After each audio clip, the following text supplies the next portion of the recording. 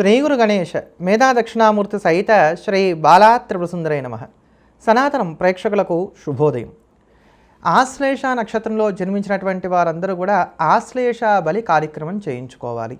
ఈ మాట ఈ మధ్యకాలంలో బాగా ప్రచారంలోకి వచ్చింది. అంటే ఆశ్లేష నక్షత్రంలో జన్మించినటువంటి వారికి అది ఏ కష్టం కలిగినా, పెళ్లి కాకపోయినా, ఉద్యోగం రాకపోయినా, ఆరోగ్యం బాగుండకపోయినా, దేనికైనా కూడా ఇదే మహామంత్రంలాగా ఆశ్లేష నక్షత్రంలో జన్మించినటువంటి వారందరూ ఆశ్లేష బలి చేయించుకున్నట్లయితే వీరికి ఉండేటువంటి కష్ట నష్టాలన్నీ కూడా దూరం అయిపోతాయి అనేటువంటి మాట బాగా వ్యాప్తిలోకి వచ్చింది. దీన్ని వ్యాప్తిలోకి తీసుకురావడం గల కారణాల్లో ఒక ప్రధానమైనటువంటి కారణం ఏమిటి అని ఆలోచిస్తే, ఆశ్లేష సర్పదేవత అధిదేవతగా ఉండేటువంటి నక్షత్రం. దీనికి సర్పం అధిష్టాన దేవతగా ఉంటుంది. అందుకని ఆశ్లేష నక్షత్రంలో పుట్టినటువంటి వారందరికీ కూడా సర్ప సంబంధమైనటువంటి ఇబ్బందులు తొలగడానికి గాను ఈ ఆశ్లేష బలి చేయించుకోవాలి అనేటువంటి మాట ఎక్కువగా ప్రచారంలో చెప్తూ వస్తున్నారు. కానీ ఇక్కడ ఆశ్లేష నక్షత్రానికి సంబంధించి ధర్మసింధు వంటి గ్రంథాలు కనుక మనం చూసుకున్నట్లయితే తత్రాధ్యపాదే శుభ, ఆశ్లేష నక్షత్రంలో మొదటి పాదంలో జన్మించడం అనేది ఎటువంటి పరిస్థితుల్లో దోషం కాదు, దానికి ఎటువంటి ఇబ్బంది లేదన్నారు. ద్వితీయ పాదే ధననాశ, రెండవ పాదంలో శిశు జననమైనట్లయితే కనుక ధనానికి హాని కలుగుతుంది. తృతీయే మాతు, తృతీయ పాదంలో జన్మించినట్లయితే కనుక తల్లికి గండము. చతుర్థే పితు, నాలుగవ పాదం ఆశ్లేష నక్షత్రం నాలుగవ పాదంలో జన్మించినట్లయితే కనుక తండ్రికి గండము. ఆశ్లేష్యాంత్య పాదే కన్యకా జాత స్వశృంహంతి, ఒకవేళ ఆశ్లేష నక్షత్రంలో కన్యక గనక ఆడపిల్ల గనక పుట్టినట్లయితే గనక నాలుగవ పాదంలో, ఆ నాలుగవ పాదంలో పుట్టినటువంటి ఆడపిల్ల వల్ల మామగారికి గండం ఏర్పడుతుంది అంటూ దీనికి సంబంధించిన విశేషాలు చెప్పారు.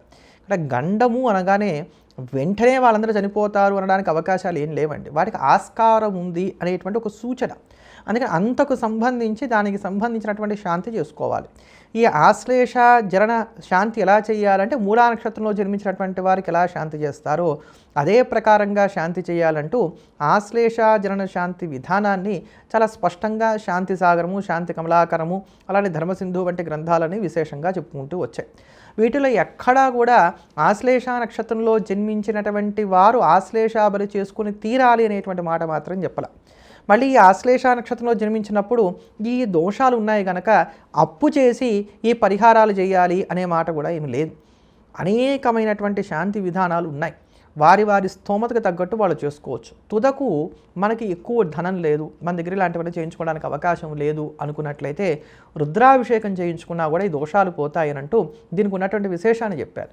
అందుకు కూడా ధనం లేదు అనుకుంటే చక్కటి ముత్తైదువులను ఇంటికి పిలిచి వాళ్ళకి తాంబూలాలు ఇప్పించి వారి చేత శిశువుకు ఆశీర్వాదం ఇప్పించినా కూడా ఈ దోషాలు తగ్గు ముఖపడతాయని అన్నారు. కనుక మీ శక్తిని అనుసరించి, సామర్థ్యాన్ని అనుసరించి చేసినట్లయితే సరిపోతుంది తప్ప అప్పులు చేసి చేయవలసినటువంటి అవసరాలు మాత్రం లేవు.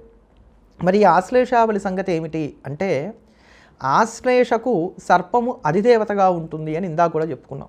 సర్ప సంబంధమైనటువంటి దోషాలతో బాధపడేటువంటి వారు ఎవరైతే ఉన్నారో, అంటే పూర్వజన్మలో సర్పానికి ఏదో హాని చేశారు, లేదా ఈ జన్మలో సర్పాన్ని చంపారు, ఇట్లాంటి రకరకాలైనటువంటి కారణాల చేత కలిగేటువంటి సర్ప సంబంధమైనటువంటి దోషాలు ఏవైతే ఉన్నాయో అవి తొలగడానికి గాను చేసేటువంటి పూజా ప్రక్రియ ఆశ్లేష బలి.